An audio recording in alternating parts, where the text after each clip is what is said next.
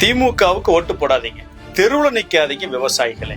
ஏன் இதை நான் சொல்றேன் அப்படின்னா, கடந்த 2021 வருஷம் பிப்ரவரி 21 ஐயா முதல்வர் ஸ்டாலின் அவர்கள் ஈரோடு மாவட்டத்துக்கு வந்து மேற்கு மண்டல விவசாயிகள் மாநாட்டுல விவசாயிகள் சம்மதம் இல்லாம ஒரு அடி நிலத்தை கூட எடுக்க மாட்டேன்னு சொன்னார். திராவிட முன்னேற்ற கழக ஆட்சியில நிச்சயமா விவசாயிகளுடைய அந்த நில உரிமை காக்கப்படும், வாழ்வாதாரம் காக்கப்படும் என்ற உறுதிமொழியை நான் தெரிவித்துக் கொள்ள கடமைப்பட்டிருக்கிறேன். உங்களை கருத்து கேட்காம எதையுமே செய்ய மாட்டேன்னு சொன்னார்.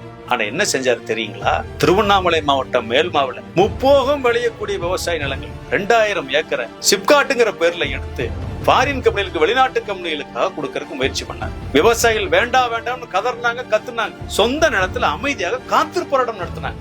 ஆனால் அந்த விவசாயிகள் எல்லாம் கலவரம் செஞ்சாங்கன்னு சொல்லி சொந்த நிலத்துல அமைதியா குடிசை போட்டு தங்கியிருந்த விவசாயிகளை போய் குடிசையை பிரிச்சு எறிஞ்சு அந்த விவசாயிகள் பிறகு 10க்கும் மேற்பட்ட விவசாயிகளை சிறையில் அடிச்சு அவங்க மேல பூரா குண்டர் சட்டம் போட்டு, இந்தியாவிலேயே முதல் முறையா குண்டர் சட்டம் போட்ட ஒரு அரசு இந்த திமுக அரசு, இந்த ஸ்டாலின் அரசு.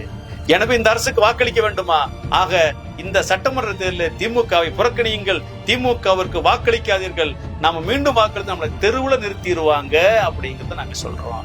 யாருக்கு வேணா வாக்களிங்க, அது உங்க விருப்பம். கூடி கட்டி நோட்டாவை கூட வாக்களிங்க. திமுக மட்டும் தயவு செய்து வாக்களித்து விடாதீர்கள் விவசாயிகளே.